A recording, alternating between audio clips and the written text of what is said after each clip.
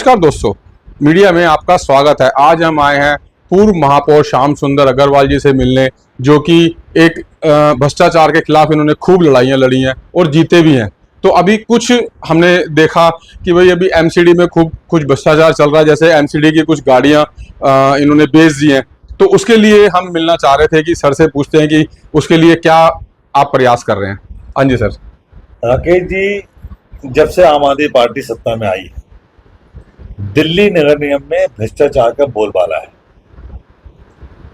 अभी तक तो हम सुनते थे कि भ्रष्टाचार बिल्डिंग डिपार्टमेंट में है या अन्य डिपार्टमेंट में है। ये एक ऐसा घोटाला है जिसको पकड़ना भी बहुत मुश्किल था। हम लोग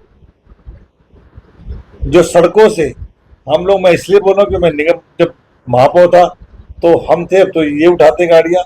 मेरे समय में भी गाड़ियां उठाई गई। जो सड़कों पे गाड़ियां खड़ी होती थी उनको निगम का काम है उठाना, और निगम ने उठाई, और निगम अपने गोदामों में इन गाड़ियों को जमा करता था।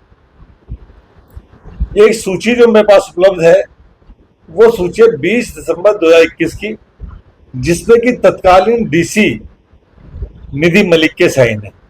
उसमें 609 गाड़ियां विद रजिस्ट्रेशन के उपलब्ध है, जिसमें मैक्सिमम गाड़ियां कार हैं, कुछ ट्रक भी है और मोटर बाइक भी है।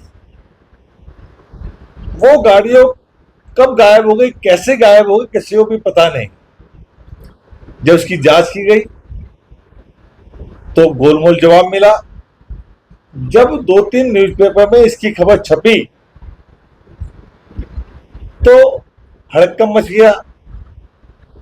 जो लोग इसमें लिप्त थे वो दूसरे पे आरोप लगने लगे, दूसरों पे मरने लगे। एक पत्रकार ने ये आवाज उठाई, वो कोर्ट तक भी गए, और कोर्ट के अंदर डीसी महोदय के माध्यम से एक हल्फनामा दिया गया, जिसमें कहा गया, उन्होंने माना कि 328 गाड़ी गायब हुई है। उनका पता नहीं है वो कैसे गायब हुई हैं। इसके लिए उन्होंने ये सारी बातें लाइसेंस इंस्पेक्टर जो होते हैं उनके ऊपर डाल दी कि हम उनकी जांच करेंगे। बड़ी हास्य वाली बात थी। ये मैंने आपको 609 की सूची बताई है, ये दिसंबर 2021 की है। दिसंबर 2021 से लेके अब तक लगभग 2.5 साल हो गए। 22, 23, 24 का भी दिसंबर नहीं आया तो 2.5 साल लगभग हो गए। 2.5 साल में भी गाड़ियां जमा हुई हैं, उसमें भी कार जब्त हुई है, उसमें भी स्कूटर जब्त हुए हैं, ट्रक भी जब्त हुए होंगे। वो कहाँ है, उसका तो हिसाब बताइए। आपने कहा कि हमने कुछ गाड़ियां बेची हैं, जिसमें 281 गाड़ियों की बात करते हैं। 281 गाड़ियां बेची गई। गाड़ी बेचने नियम है, हमारे यहाँ पोर्टल है निगम का। आप उस पोर्टल में डालेंगे, जो हमारे यहाँ कबाड़ी है, जो कबाड़ी से रजिस्टर्ड है, वो अपनी बोलियां लगाएंगे। जो सबसे अधिक बोली देगा उसको गाड़ियां सौंप दी जाएंगी। उसको पहले बता दिया जाएगा ये गाड़ी आके देखना चाहो देख लो, फिर जो बोली लगाए उसको देंगे। इससे पहले भी बोली हुई थी 3 साल पहले लगभग, उसे 47 गाड़ियां 21,80,000 की बिकी थी। ओनली 47। और अभी इन्होंने दिखा दिया, जब कहा कि पता लगा पोल खुल गई है, क्या किया जाए, तो इन्होंने कोर्ट के अंदर कहा 328 गाड़ियां तो गायब हो गई हैं, बाकी हमने गाड़ियां बेची है जो 2,30,000 की बेची है। ये ना कोर्ट में, ये हमारे डॉक्यूमेंट है, जो कबाड़ियों से 2,30,000 का चेक दिया हुआ है। 500 गाड़ियां का संज्ञान दिया, 281 का नहीं, और 300 गाड़ियां चोरी गायब हो गई है। वो तो उसके लिए दूसरे पे डाल रहे हैं। आप डीसी महोदय अंशुल जी, आप शाहदा साउथ जोन के मुखिया हैं, आपसे बिना पूछे गाड़ी निकल नहीं सकती। इसके अंदर डीसी अंशुल भी, एओ और एसी ये सब इन्वॉल्व है। एओ के यहाँ से रसीद करके जाते तब गाड़ियां छूटती हैं। अब 328 गाड़ी तो मान ली, अब 281 गाड़ियां, हैरानी की बात है, 2,30,000 की बेची। 2,30,000 का मतलब होता है 820 रुपए की एक गाड़ी। आज साइकिल भी पुरानी नहीं मिलती 820 की, और आपने कार बेच दी, आपने मोटरसाइकिलें बेच दी, या आपने ट्रक बेच दिया। ये बहुत बड़ा घोटाला गबन है, करोड़ों रुपए का गबन किया है डीसी महोदय ने। मैं इसमें कहना यह है कि इसकी उच्च स्तरीय जांच होनी चाहिए, सीबीआई जांच होनी चाहिए। जिन लोगों ने गबन किया है उनको गिरफ्तार किया जाना चाहिए, उनको तुरंत उनके पद से निष्कासित किया जाना चाहिए। और ये तो मैं शाहदा साउथ जोन का हमारे संज्ञान में आया है। दिल्ली नगर निगम में 12 जोन है, सभी जोनों के अंदर सभी गोदामों की जांच होनी चाहिए, कितनी गाड़ियां थी, अभी कितनी मौजूद है, और जहां जहां यदि कोई गलती पाई जाती है उन सभी के खिलाफ कड़ी कार्रवाई हो।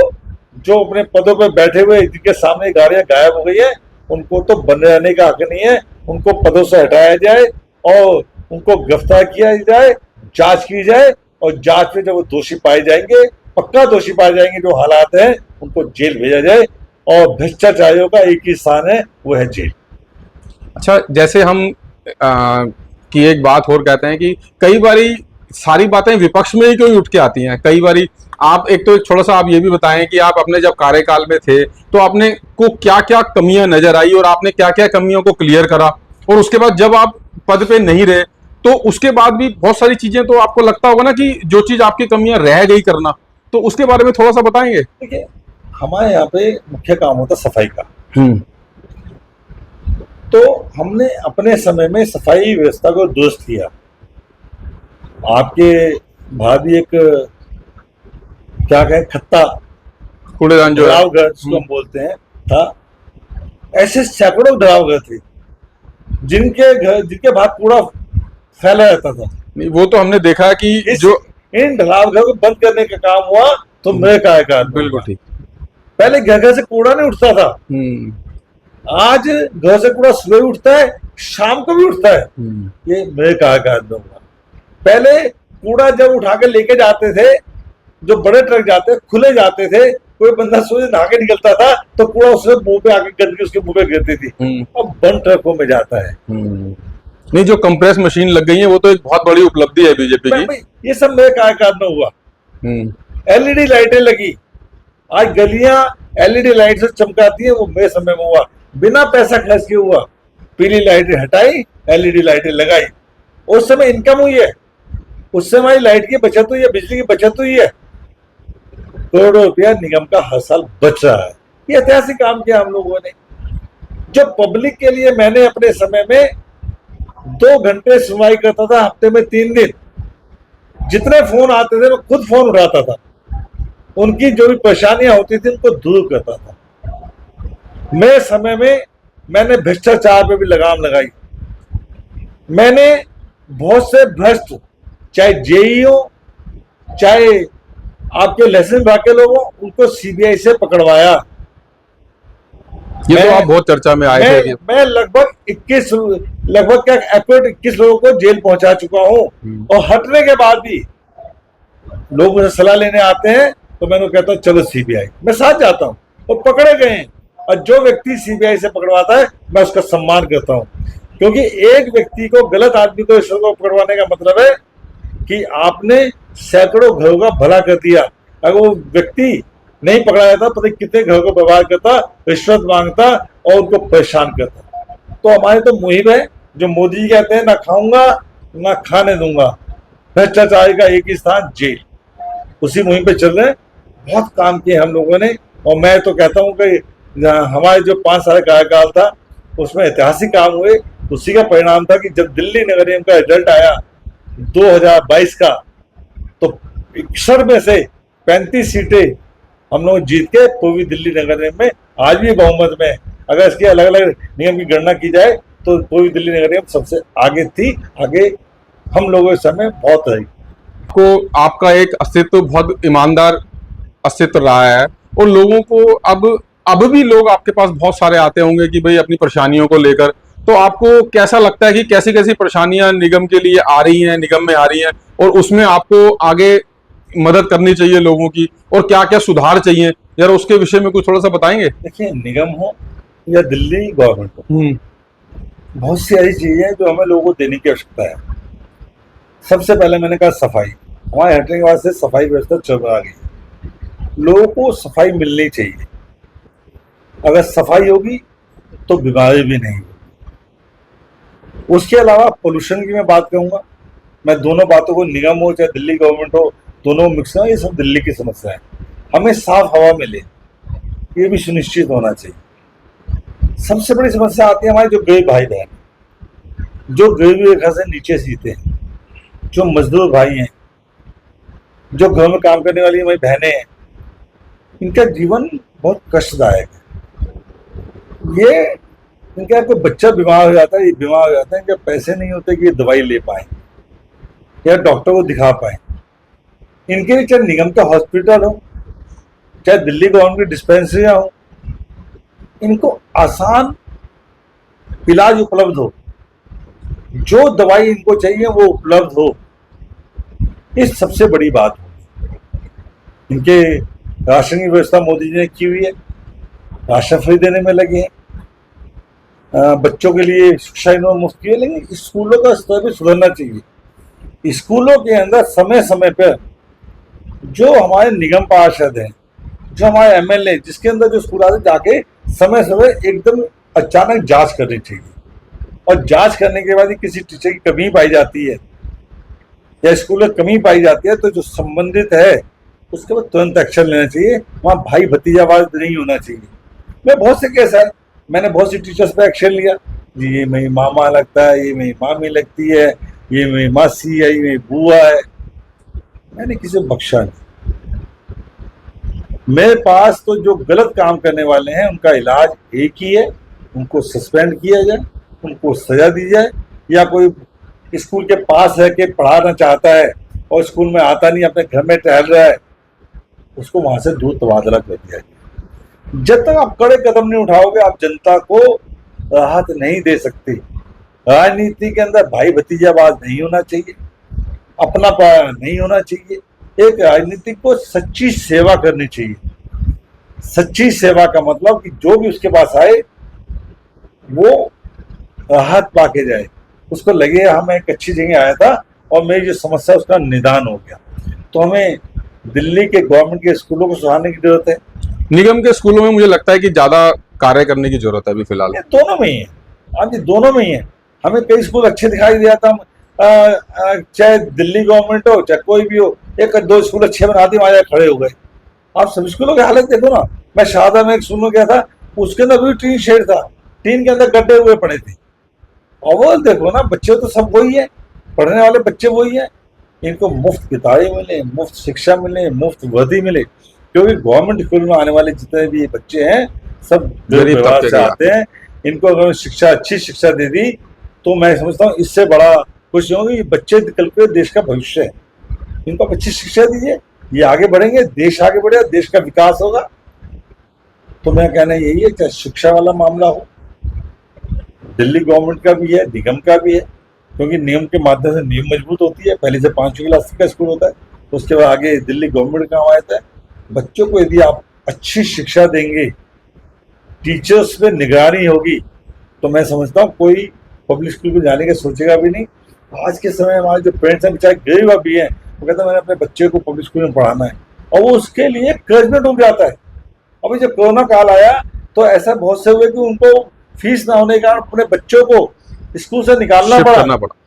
क्योंकि मैं मानना है जितने पब्लिक स्कूल वाले हैं, जो मालिक है ना, ज्यादातर निर्दयी है, ये नहीं सुनते किसी की। ये घटना आई, छोटी घटना आई, एक बच्चे के फादर की डेथ हो गई, 12th में पढ़ता है।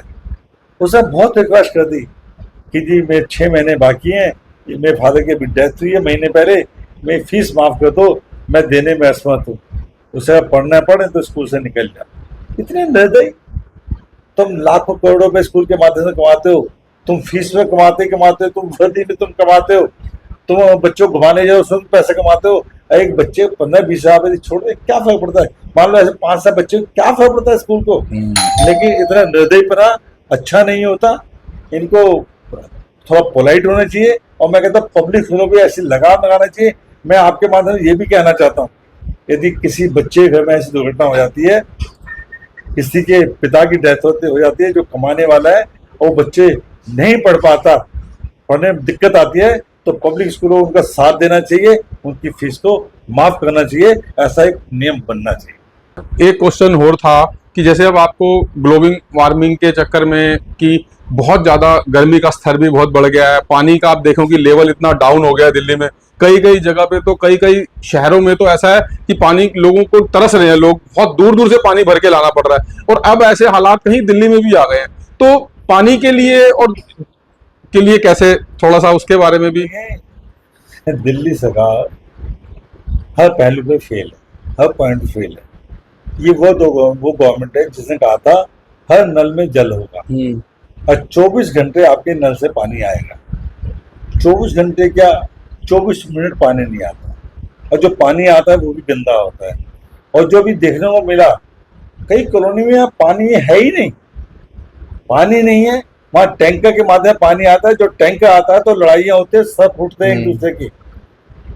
कितने के सर फूट चुके, कितने थानों के अंदर कंप्लेंट पहुंच गई, लेकिन सरकार के सिर पे कोई जून नहीं थी, क्योंकि सरकार का साथ टैंकर माफियाओं के साथ है। टैंकर माफियाओं से मिली हुई है, आपको पानी चाहिए, पैसे दीजिए, पानी अभी आ जाएगा।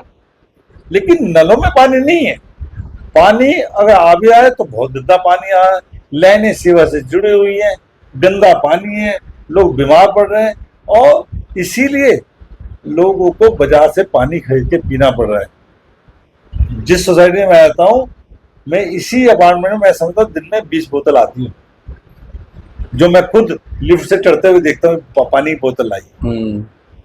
ये हाल है, पानी साफ नहीं है, गंदा पानी है, कहने को पानी फ्री देंगे, पानी दे ही नहीं तो फ्री, और पैसे वाली बात ही नहीं। हम तो कहते हैं कि आप पैसे लीजिए ना, पानी तो दीजिए। ये सब इनके जो कार्यशैली है वो ठीक नहीं है, इनको काम करना नहीं आता। पानी की बर्बादी आप देखिए, टैंकर टूटे पड़े हैं, जहां पानी सप्लाई है पानी बिल्कुल लीकेज हो है। मैं समझता हूँ दिल्ली का 30 से 40% पानी लीकेज में जाता है, उसको लीकेज में बंद नहीं कर पाए। अगर वो लीकेज बंद हो जाए तो मैं समझता दिल्ली के अंदर 90% लोगों को पानी बड़े आराम से मिलेगा, लेकिन लीकेज बंद नहीं कर पाए, क्योंकि ये सब मिले हुए, उससे भी इनकी इच्छा शक्ति नहीं है। हाँ, एक काम बहुत अच्छे जानते हैं कि अपनी कमियों को दूसरे पर डाल नहीं, आरोप दिल्ली सरकार में यही लगाते हैं कि हमें जो पीछे से पानी हरियाणा से मिल रहा था, उसको पानी को मोदी जी ने रोक दिया या ये कर दिया। तो मतलब ये सब चीजों पे बहुत चर्चाएं चलती हैं, हमने देखा कई बार। हमेशा कहते हैं, जब कहते हैं मुझे कई बार ना मजाक में लगता है कि यार जहां वहां पानी है मोदी हाथ के खड़े हो गए हैं क्या। और हरियाणा का रिकॉर्ड है, आप हरियाणा जो डेली पानी देता है उसका नपाई होती है, जितना पानी मिलना चाहिए उतना पानी इनको। तो वो तो डिटेल्स के साथ बताता है कि इतने लीटर पानी हमें मिलता था, अब इतने मिलता है, जो कि बीच में उन्होंने उसकी कटौती कर दी है। दिल्ली की जनसंख्या बढ़ रही है, इनका साधन नहीं कोई पानी का। इन्होंने भी एक बयान दिलवा दिया हिमाचल से बयान दिलवाया कि हिमाचल से पानी आएगा तो आया हरियाणा, और हरियाणा गवर्नमेंट ने कहा हम पानी जो छोड़ेंगे हम भेजेंगे आपको आगे। उन्होंने एक बूंद पानी नहीं भेजा। ये तो हर मामले में फेल है। इंडी गठबंधन की बात करते हैं, और वो तो इंडी गठबंधन का हिस्सा ही है ना कांग्रेस, उन्होंने पानी दिया नहीं या पानी मिला नहीं।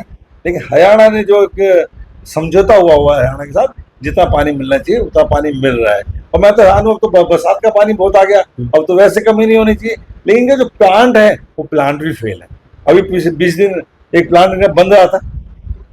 अपने सिस्टम को दुरुस्त करना चाहिए, जो प्लांट है उनको ठीक करना चाहिए, लीकेज को बंद करना चाहिए। मैं समझता हूँ इन्होंने सही ढंग से ईमानदारी से वाला काम कर लिया, इसमें भ्रष्टाचार नहीं फैलाया, तो दिल्ली की जनता को पानी से परेशानी कोई होने वाली थी। मतलब अति आरोप ना लगाकर अगर उस काम में लगे, उस जगह पे अगर फोकस डालेंगे तो जरूर कुछ स्थिति सुधर सकती है, अच्छी स्थिति होगी। दिल्ली की जनता जो प्यासी मर रही है उनको पानी मिलेगा। ये लीकेज बंद कर दें, और जो सिस्टम है उसको सही कर लें, जो इनके प्लांट्स है उनको दुरुस्त कर लें। पानी की कमी नहीं है, इनकी नीयत की कमी है। ये अपना भ्रष्टाचार जो फैलाया हुआ पानी में, कितने 60,000 करोड़ का घाटा इन्होंने दिखा दिया। ये पानी की वही है दिलबोर जो प्रॉफिट में था, शीला गवर्नमेंट जो छोड़ा था प्रॉफिट में था, आज 60,000 करोड़ घाटे में है। इसका दोषी कौन है? अब तो हमने देखा है कि एक तो पानी के और बिजली के बिल बहुत आ रहे हैं लोगों के। बिजली से लोग बहुत त्राही कर रहे हैं, क्योंकि इस टाइम पे हर एक का बंदे का जिसका 2,000 का बिल नहीं आता था, इस गर्मियों में वही 5-5, 7-7 हजार रुपए चला गया है। बिल्कुल, देखिए अभी 9% बिजली का बिल बढ़ा दिया, चुपचाप बिजली का बिल बढ़ा देते हैं। एक आपको ना बिजली के अंदर एक लग के आता है जो डिपार्टमेंट रिटायर हुए हैं पिछले, जब ये प्राइवेट बिजली हुई थी तो उनका उसकी पेंशन पहले हमसे लेते हैं, उसकी पेंशन के लिए अलग से लग के आता है। ऐसे ऐसे टैक्स लगा दिए गए हैं। आप जब बिल को पढ़ोगे तो बिजली का बिल उतना नहीं है जो उसका टैक्स ही अलग। बिल तो समझ में नहीं आता। उस दिन मैं भी बिल देख रहा था, हमारा 700 यूनिट का बिल 7,000 रुपए आया हुआ था, यानी कि 10 रुपए पर यूनिट। वो आप अवेलेबल ऐसे पड़ेगा, और वैसे आप देखो तो आपको 4 रुपए, वो लिखा हुआ 3 रुपए कुछ पैसे और 4 रुपए कुछ पैसे, लेकिन टोटल अगर अमाउंट करते हैं तो 10 रुपए कुछ यूनिट पड़ता है लगभग। तो घोटाला है, यही तो घोटाला है। दिल्ली गवर्नमेंट चाहे बिजली हो चाहे पानी हो, उसमें जनता के साथ बेईमानी करने में, घोटाला करने में लगी है, और इसीलिए शराब घोटाले में जेल में बैठे हैं। ये अपने घोटाले बात से बाज आए, दिल्ली के सामने, दिल्ली की जनता के सामने पारदर्शिता से पेश आए, उनको बताएं कि हमने हाँ बिजली का बिल बढ़ाया है, तो इसलिए बढ़ाया गया, ये पैसा देना पड़ता। आज 70 से 75% लोग तो बिजली बिल को देखते ही नहीं, बिल आता है चुपचाप भर के आ जाते हैं। अगर उसके गहराई में जाएंगे तो उनको पता चलेगा कि बिजली के बिलों में कितनी लूट है। नहीं, उसमें पता ही नहीं चलता। अगर आप देखने ही बैठेंगे तो इतने से चार्ज लगे हुए हैं कि कुछ कहने की हद नहीं। जब एक 3 रुपए की, मतलब आप एक यूनिट 10 रुपए यूनिट पड़ रही है और दिखाई 3.5 रुपए जा रही है, तो उसका कैसे आप। इसीलिए भारतीय जनता पार्टी ने मुहिम चलाई है, प्रदर्शन किए थे सभी जिलों में, और कि जनता को जागरूक करना कि आपकी जेबों को कैसे काट रहा है, लोगों को बताने में लगे हैं। और आने वाले चुनाव में जनता दिल्ली सरकार यानी आम आदमी पार्टी सरकार को सबक सिखाएगी। इनकी गवर्नमेंट आने वाली नहीं है, अगली बार भाजपा की सरकार बनी पूर्ण बहुमत से। ठीक।